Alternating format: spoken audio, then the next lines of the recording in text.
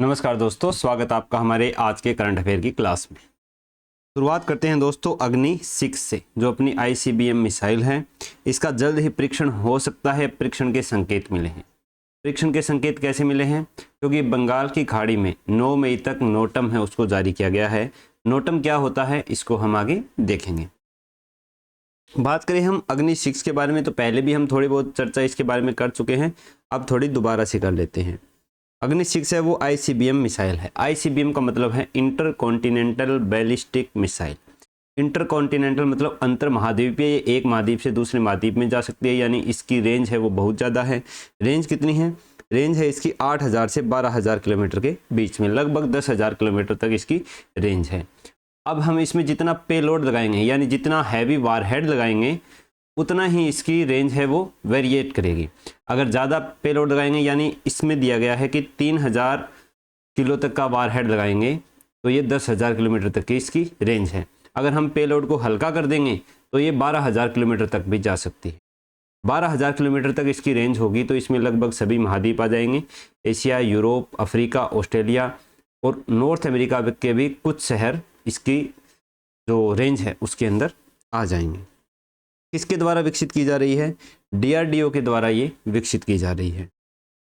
हल्का करने के बाद इसका पेलोड 16,000 किलोमीटर तक इसकी रेंज बढ़ाई जा सकती है, ऐसे संकेत हैं। इसमें नॉर्थ अमेरिका तक के भी कुछ शहर शामिल कर लिए जाएंगे। दूसरा है इसकी तकनीक। ये MIRV टेक्निक से लेस है। MIRV टेक्निक का मतलब होता है multiple independently targetable re entry vehicle. इसका क्या मतलब है? इसका मतलब है कि मिसाइल में जो वारहेड लगे होंगे वो बाद में जाके सारे अलग अलग हो जाएंगे। अब मैंने आपको बताया था कि बैलिस्टिक मिसाइल और दूसरी क्या होती है? Cruise missile. इनमें क्या अंतर है? क्रूज का मतलब है जो पृथ्वी की सतह के, पृथ्वी के जितने भी पर्वत पठार हो गए, इनके बिल्कुल नज़दीक से जाती है, ऊपर नहीं जाती है। जबकि बैलिस्टिक है ये कहाँ पर? ये पूरा हाइट लेकर के अंतरिक्ष के पास से जा करके एकदम, और फिर वहाँ से क्या करेगी? फ्री फॉल करती हुई गाइडेड होती है। तो ये बैलिस्टिक मिसाइल है, यानी ये काफ़ी ऊंचाई है, हाइट लेगी। वहाँ पर जब इसको अलग अलग टारगेट मिले होंगे तो वो जो वारहेड लगे हैं इसके अंदर, वो भी अलग अलग टारगेट पर, जिनके बीच में काफ़ी दूरी हो सकती है, उसको भी हिट कर सकते हैं।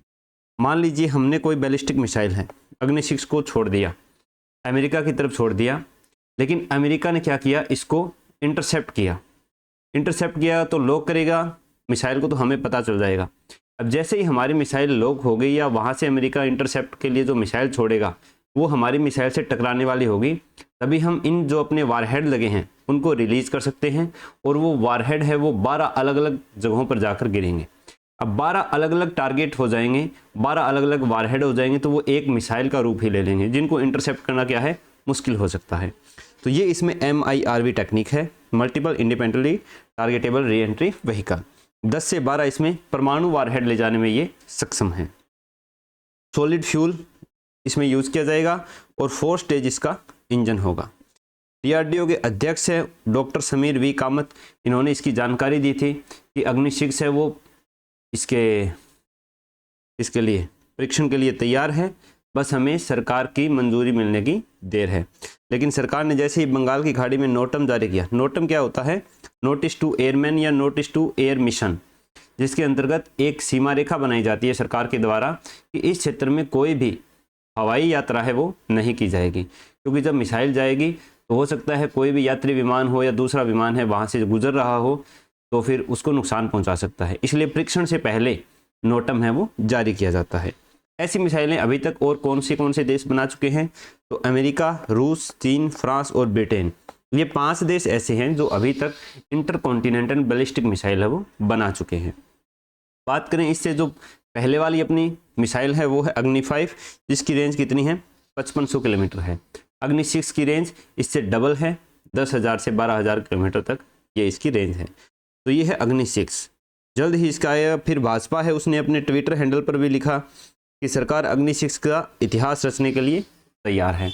अब इसमें कई बार अड़चने क्यों आती है? क्योंकि जो दूसरे देश हैं, बड़े देश हो गए, अमेरिका हो गया, ये क्या है? हमारे ऊपर दबाव डालते हैं, क्योंकि जब ये उस मिसाइल की रेंज में आते हैं तो इनकी जो अंतर्राष्ट्रीय राजनीति है वो गर्मा जाती है। क्योंकि ये देश पहले से एक समृद्ध देश हैं, इनके पास सारे जो भी रक्षा उपकरण हैं वो क्या है, मॉडर्न है। तो ये नहीं चाहते कि हमारे ऊपर भी कोई ऐसा हथियार बना ले जिससे हमला किया जा सके, हमारे दबने की जरूरत पड़े, लेकिन अब दबना पड़ेगा।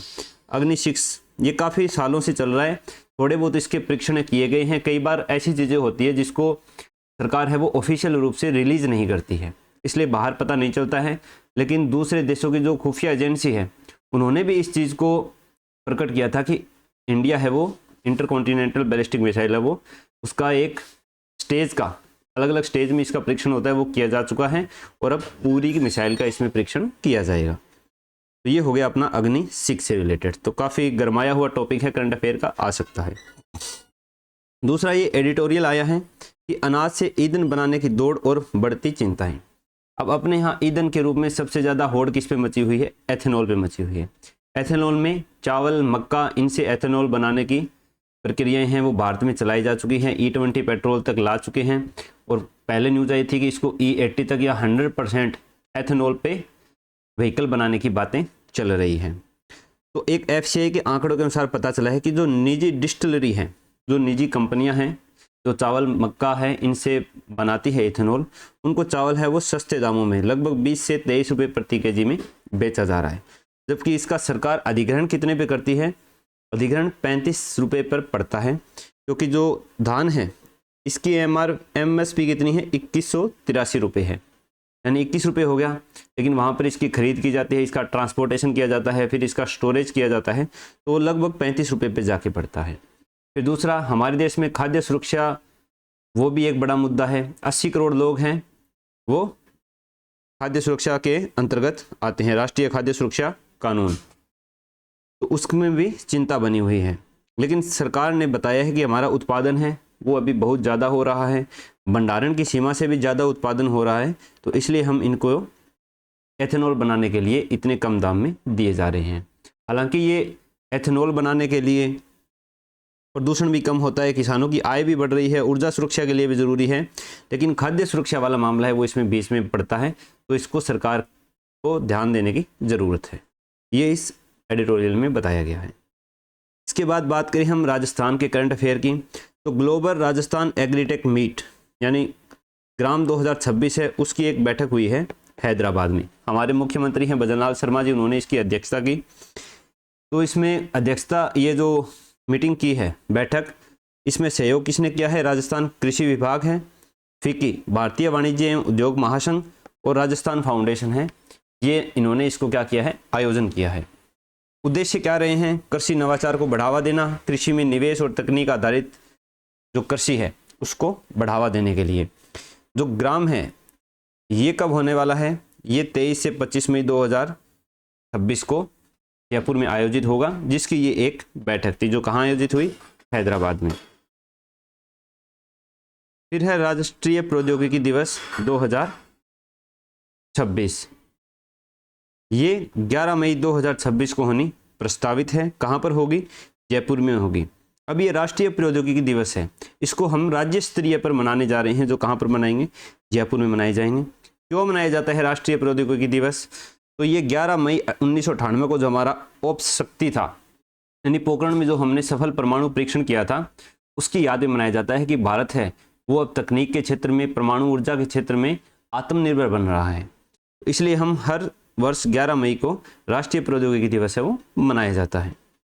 फिर है राजस्थान ग्राम विकास चौपाल 2026, ये 7 मई 2026 को संपन्न हुई।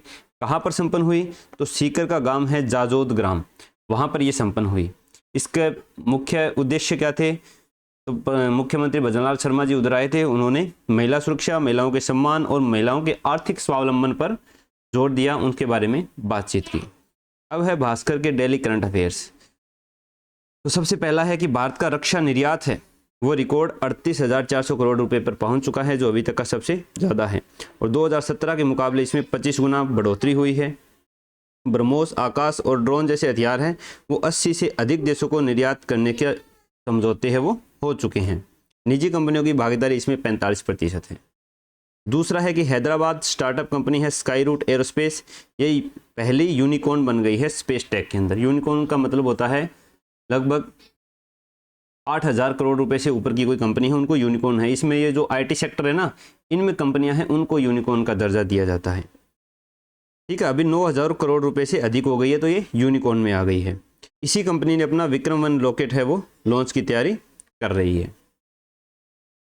फिर ये खास नहीं है, ये भी कोई खास नहीं है।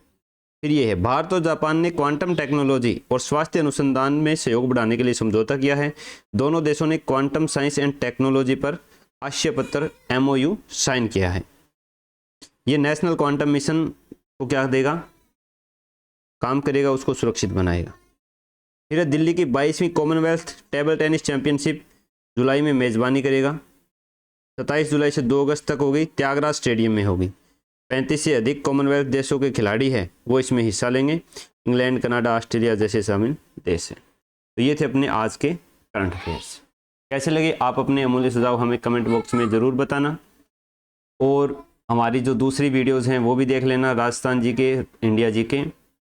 सब्सक्राइब कर लिया है तो बेल आइकन ज़रूर दबा दें। और ये नोट्स मैं मेरे टेलीग्राम चैनल में डाल दूँगा, जिसका लिंक मैंने डिस्क्रिप्शन में दे दिया है, तो वहाँ से आप इनको डाउनलोड कर सकते हो। और कुछ आप सुझाव देना चाहते हो तो हमें कमेंट बॉक्स में ज़रूर बताएं। मिलते हैं कल नेक्स्ट वीडियो में।